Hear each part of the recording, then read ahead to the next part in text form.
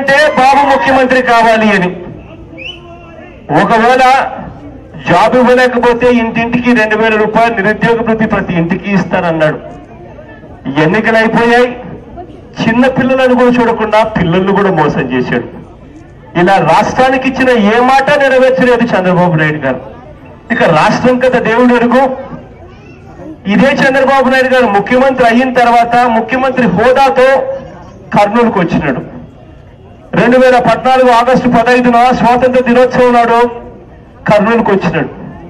వచ్చి ఇదే కర్నూలులో తాను చెప్పిన ముఖ్యమంత్రి హోదాగా ఉంటూ తాను చెప్పిన ఏ ఒక్క వాగ్దానమైనా కూడా ఆయన చేశాడా అని చెప్పి నేను అడుగుతా ఉన్నాను.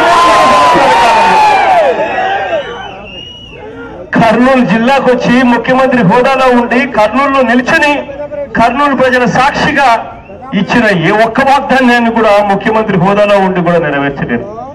ఇవాళ నంద్యాలలో ఉప ఎన్నికలకు వచ్చేసరికి మాత్రం మళ్ళీ కథ మొదటికి వచ్చింది.